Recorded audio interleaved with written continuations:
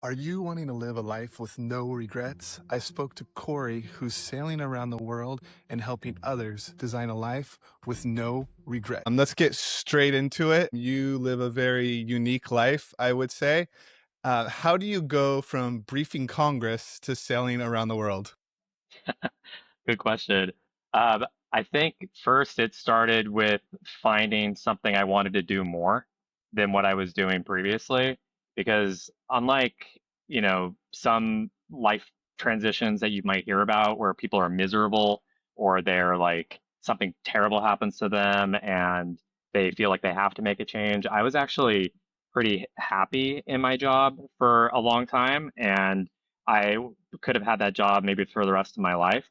But the thing is that I started to want something else. And that was through not just like some passive, comet dropping from the sky kind of moment. It was actually asking myself questions like, am I happy doing with this current life? Like, am I living the life that I want?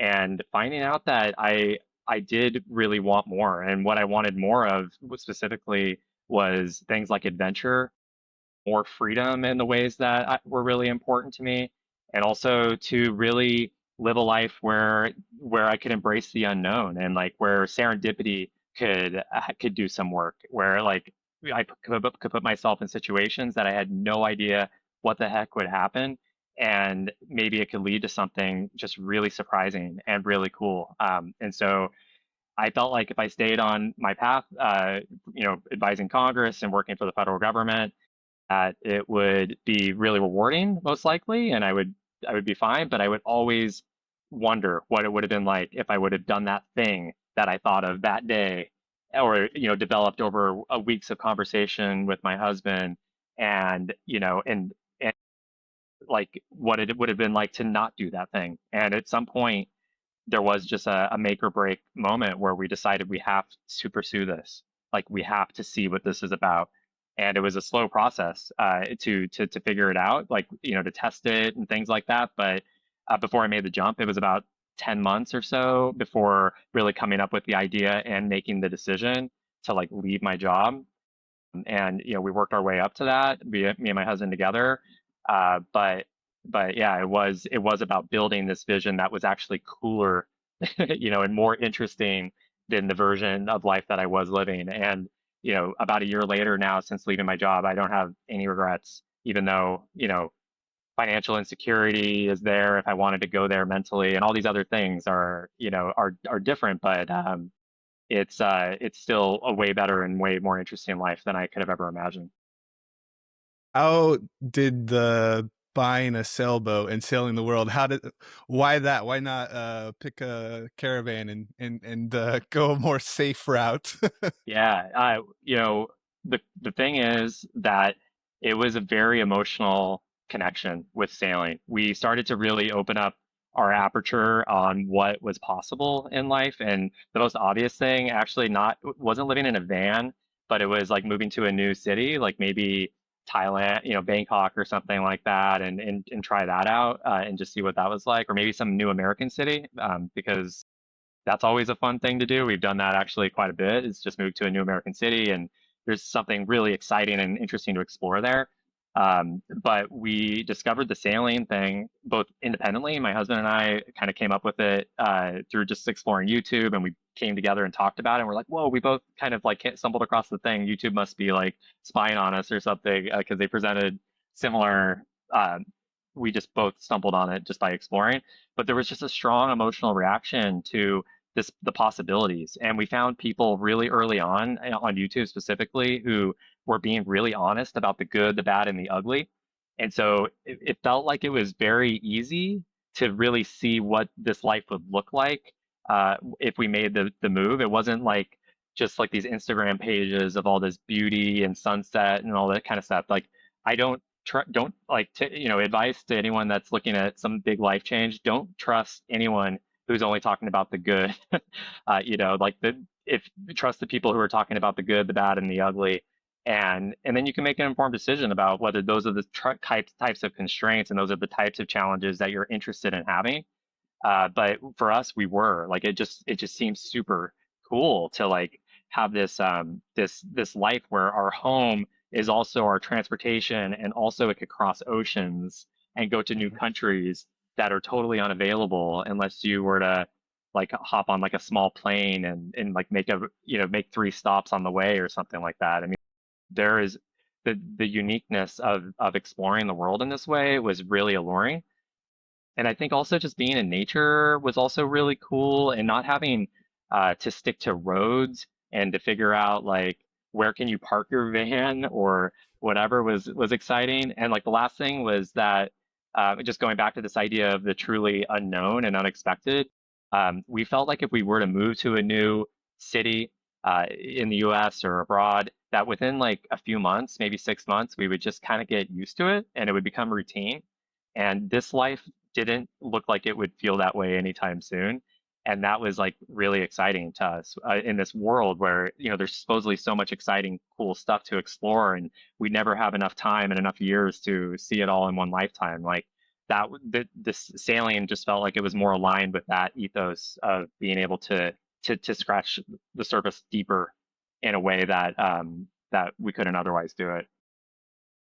I definitely suffer from the like uplifting my life, moving somewhere and thinking like this is the happy place, and then a year or two goes by and it's like, oh, this is normal now. I want to leave again. So I can totally relate to that. Totally, Um, man. um, I think social media, especially if you get like the algorithm realizes you want to like live a unique lifestyle, it's really good YouTube and TikTok to like feed you that. And I do see a lot of people of hyping up the lifestyle and like you're saying, not really showing the downside of it. Can you just share sort of your experience of like, okay, this is the plan, and then actually executing that, and all maybe some like an overview of the issues? And did you ever have like, did you have regret with the decision at any point, or did you just like, this is just our life now, we're just gonna keep on this path? A little bit of all of that, actually. Like, so, but the plan when we first set sail was to sail around the world. And we felt like we had to have a big goal like that in order to justify how much we had uprooted our lives and just turned our lives upside down. Where it's like, I could quit my job that I worked my ass off to get, and that was maybe something I could never get back again, if we had something like sailing around the world at the end of it to be able to like justify that big sort of change. And what we learned pretty early on together was just how enormous that goal was once we started going toward it, and that it actually caused us to not enjoy the present as much because it Mm. just felt way too far off. It was almost like saying like I'm going to start a Fortune 500 company when you're just like starting with an idea at that point and maybe a little bit of seed funding or something. Like that goal, that's not the point actually of it's not. That's something I've learned in the past year is that the goal is not the point. It's really the lifestyle and being aligned with the kinds of values that you really care about, and making sure that you're floating in a direction where you think is most exciting and can lead to the most serendipity and most like knowledge and learning and growth with yourself. And so for us, like we adjusted pretty quick to this whole idea that, first of all, we don't know if we're sailing around the world, and that's okay. But also, we needed to be able to break this up into phases because sailing was very hard to learn. Not we, so we actually didn't know much about sailing when we started. That's like one of the details of my story that people seem to think is extra crazy, and I agree maybe. But we didn't really know much. My husband had sailed small sailboats in Boston Harbor for one season, and I had joined him a couple times, and that was the extent of our sailing experience. But we'd never like sailed on boats that you can live on, or that you can like cook a meal on, or you can go to the bathroom on, before we decided to go in this route.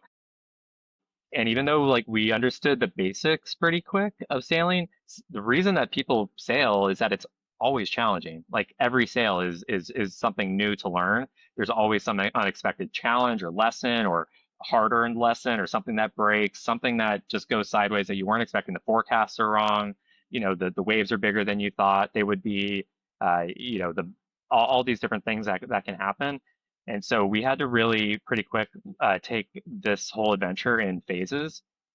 Excuse me. And I think that's something that a lot of people doing new things can relate with, where you have this goal maybe of starting a new company or living more independently or quitting your job or whatever. And once you realize like that might be the vision long term, it actually helps to break it up into some more bite-sized phases where you can that are more achievable. And so the way we approached the sailing thing was that we knew generally where we needed to be, where we needed to learn how to sail somewhat competently, but we also needed to learn how to thrive and be happy on the sailboat.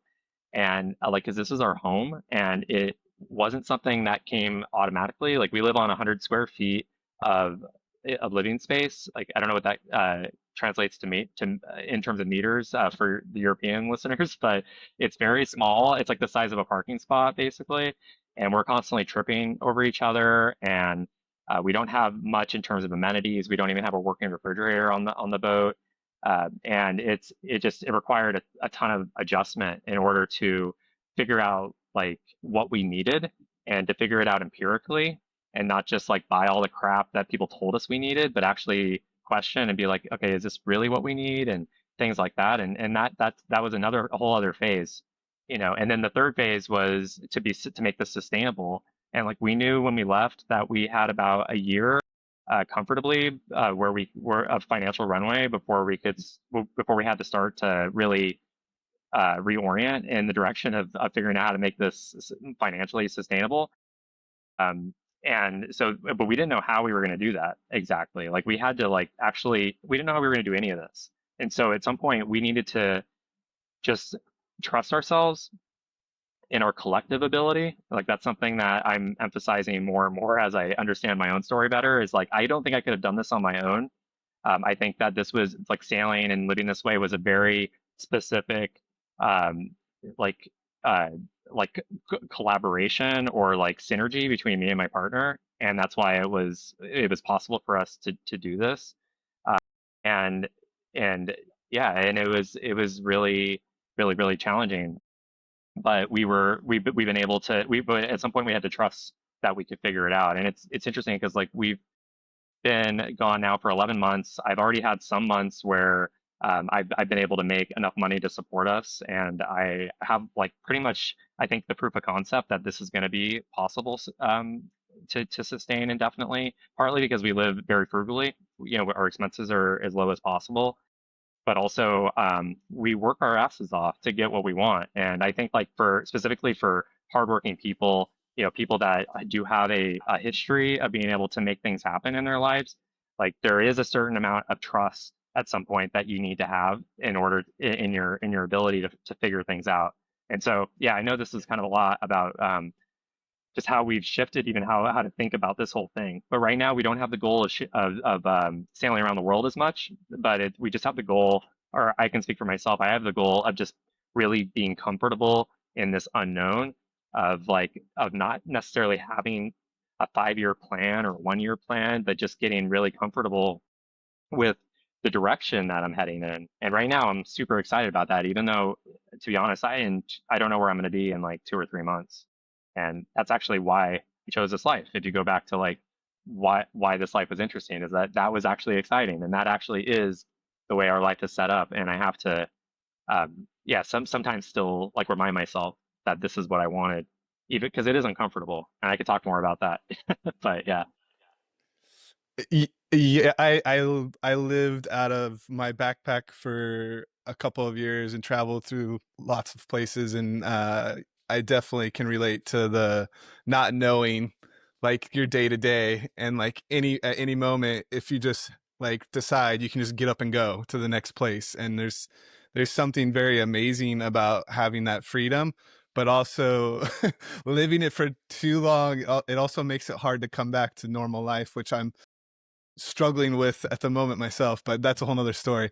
When you were first making this idea concrete and making, starting the transition to like, research was turning into actually buying the things and buying the boat and things. When you started telling family and friends, did you have support from them, or was it more of like, oh, you're crazy, and you sort of, it sort of isolated you in a way because really doing something unconventional in terms of most people's lives.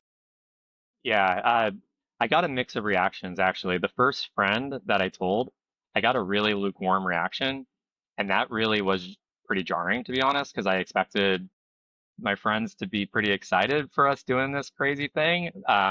But he just was like, he didn't understand it. He was just like, why? Why would you do that?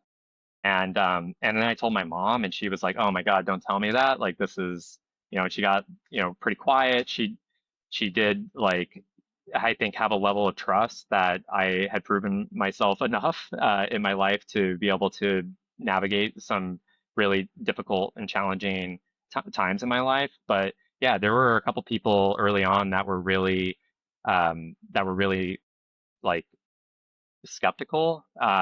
And that's why now, like, I would probably tell people to be selective about who you tell about your crazy dream, and that's totally okay. And that's actually something that I've heard now from other people that they did is like when they have this crazy business idea or this crazy idea to move to a new place or whatever, they rallied the people that would support them or challenge them productively. Because like that's helpful, right? Is like when you have a friend or something to be like, hey, did you think of this? Or like, hey, I know you, like, and you had these crazy ideas that didn't pan out in the past, like, or whatever, like people that know your history and challenge you productively is a helpful thing, actually. And I think it probably did help us over time to just be able to be like, even with some of the skeptical people, it did help me reflect and think like a little bit more clearly about like what I actually wanted and to actually figure out how to counter some of those arguments. Not that I needed to justify or needed justify to them or need validation for them, but that it helped me in my thinking and my clarity about what I was doing. And so, yeah, there was a lot of lukewarm support. Other people, like other friends, as I started to kind of go down the line and tell more people, were just like super stoked and excited for us. Like no one really could imagine it, like what we were actually doing. And so I had to get better at explaining. And that was something that I kind of learned over time too. Is like sometimes people would have the most amazing questions actually about what the logistics was like of living on a boat day to day. Like, how do you go to the bathroom? Where do you get food? Like, are you always on the move or do you stop along the way? And it's like, I love those questions actually because it just showed how people were trying to picture it. And it is a hard thing to picture. So I try to, I do a lot of writing and try to really explain what this lifestyle is like for folks. And it just has helped me kind of meet people where they're at in a better way. But the last group of people was like coworkers. And like when I finally quit my job, I was expecting actually people to try to talk me out of it.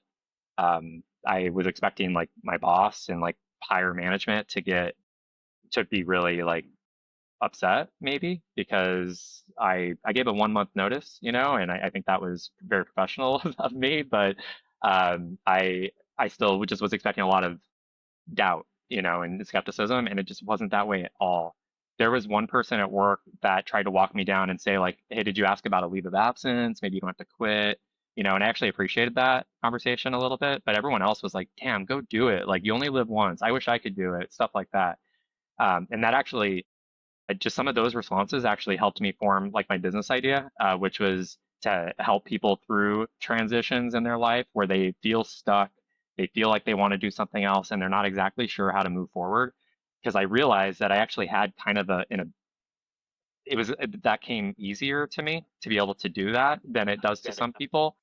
And I had heard just from constantly, I mean, in the years since I left my job too, like just people who did want something a little bit different in their lives, but who were high achieving people and had achieved success in a lot of different ways, who just for whatever reason couldn't exactly picture how to move on to the thing that they actually wanted next. And so having just some of those conversations, even when they were skeptical or when they were judgmental or felt that way, was still, at the end of the day, you have to have a certain level of confidence in yourself and that you've thought this through, um, and believe in it and go for it, and also realize that nothing is permanent. Like I told myself that, or me and my husband told ourselves that even if we hated this life, we would do it for a year because we wanted to make sure that we got past the adjustment period, and like we're actually able to try out all the phases that I described earlier. Um, but um, but yeah, we also know that we can change our minds, you know, and that's okay. And it's not a failure. It's actually a huge, huge success to like do the thing that you thought you wanted to do and try it, you know, and really give it your all. And so that's kind of where I'm at right now. Actually, about a year in as well. Uh, I I know we're running out of time, but I want to ask. I'm just thinking if I'm in your shoes and I'm on that sailboat for the first time in the open ocean, like the first day or two when you can still see land, I'm assuming to some degree, I would think you're probably okay. But when you don't see land anymore and it's just you and everything you learned, do you have like a moment where like a doubt like did I learn enough to like are we going to end up regretting this, are we going to capsize, or do you have those thoughts, or you're just like we practice this, we're good? It's actually something slightly different than that. And the reality is too that we worked our way up to the open ocean. Something like that's cool about the Eastern United States actually is there's a lot of water that is kind of inland water before you go out into the ocean. So we Mm, started in North Carolina and we worked our way up north. And sailors would know this, but I didn't know this before we started sailing. But there's actually like bays and rivers and like more protected waterways that you can practice in and as you work your way up north. And so even though it's totally dangerous and like you know you could have problems, it's not quite open ocean. There were relatively few times early on where we would get uh, out of eyesight of land. But after a certain level, like I think it was about 2 months before we went out into the ocean, we sailed from southern New Jersey to New York City. And that was an insane experience in a lot of ways, just being out of sight of land and like the weather was actually really nice. And so we were able to just enjoy it and kind of like get into it. But um, like you really do you don't have the option really of doubting yourself at that point because you're already committed. Like you know in your in you know that you're on your own basically, and that any help is hours if not days away when you're off the coast at a certain distance. And so there is like this resolve that happens that I was surprised to see in myself, where you just know that okay, whatever happens, we have to figure it out. And like that's actually the most empowering feeling you can possibly have is to just know we'll figure it out, you know? And that's something that I wasn't expecting when I started this. I thought I would just be scared to death. And the reality is that like the second time we went out in the ocean, we went out for a 5 day sail and we were 100 miles off the coast of Long Island, something like 80 to 100 miles. And we had an equipment failure and it was after dark and it was really, really scary and gnarly. But also there was this resolve where I didn't know what to do. Like I legitimately wasn't sure what to do. And my husband didn't he wasn't sure exactly because there were just like too many there were options on like how we could approach this issue. We had a sail tear and we had to bring it down and we had to like it was like kind of heavy seas and strong winds and it was after dark like I mentioned. And so but I remember his response was like this isn't a problem, we'll figure it out, or you know we got this. It was like something like that and I could tell with the way he said it where he didn't 100% mean it, like he was still like you know, still like he had to say it to me to believe it almost, you know, for himself. It was like a mm-hmm. pep talk for both of us. But like that's what happens. And we've been in a lot of gnarly situations since then, actually, where we're out in the ocean and we're getting battered around by waves. We've taken on waves on our boat, where like the waves are so high that like they're like we had a wave crash on us, like between Cuba and Haiti recently, and it was really gnarly. But I remember being just like, okay, like we're good. Like the boat's floating, you stay on the boat and you keep going. And you know, and like this is like one of the reasons I wanted to do this actually was to gain resilience and to, you know, be able to just take this sort of knowledge with me wherever I go next. And it's interesting, like as starting a business, like I said, and just trying to like believe that I can make this work financially. Like these are the same sorts of lessons that we have. And anyone that's had hardship or any sort of challenges or struggle can relate with it, that these things actually make us stronger. Like this is like old, that, millennial or like millennia uh, long advice, right? Is like these challenges actually make you better. And so I don't know, it's been this really, really powerful thing. And there's also with sailing, like there's this kind of like truth that the boat is stronger than you are, and just stay on the boat, like don't leave the boat. And like there's like this like I don't know, there's like something really powerful about some of these things you learn when you're doing something hard. But sailing specifically, it has like a lot of analogies to life. And so even though it's probably the hardest thing I've done, I've done a lot of hard things, like gotten sober. I came out of the closet in a time that it wasn't nice to do or really welcoming. And I like, did a PhD after starting community college. I've done all these hard things, moved around the country, moved to different countries. But like as you do these things, you just kind of you get practice realizing like I can do hard things, I can figure it out. It only takes one person to have done it to show me like I can do it too, like all these things. And I'm taking that with me as I move forward into my entrepreneurial chapter and beyond. So it's kind of a cool thing that I'm really grateful I did. I've never thought about living on a sailboat, how it takes away so much safety, and you have to be in situations that create those empowering moments. And I think maybe that's the way life is meant to be lived, to be honest. And we've sheltered and created like this Nerf world where everything's just given to us, and DoorDash and Uber Eats and everything's on an app. And I think that's why a lot of people are kind of numb in their life and feel like they're just stuck because they don't have a way to create those type of moments. So, wow, you made me like really like, had a think there. Um, uh, for someone who's listening to this who says this is impossible for me, I'm not saying necessarily like go and buy a sailboat and sail the world, but whatever their like big dream is that seems so unobtainable, what would you say to them just to start the process, to start to think outside of their current bubble? I would say that you're never going to be able to do everything that you want. And so, like, even now, there are things that I want to do that I'm not going to be able to do in my life. And I've had to accept that, like my limitations. Like, for instance, I wanted to be a parent, I want to be a dad uh, for a long time. And it took some figuring out to decide that that just wasn't in the cards for me. And I had to make some peace with that. And for a lot of reasons, that's another story. But that's all right because like that opened up other opportunities for me to explore, and like I would say that like whatever you think your your your limitations are right now, those are temporary, and that you can actually work toward something that is aligned with the dream that you want.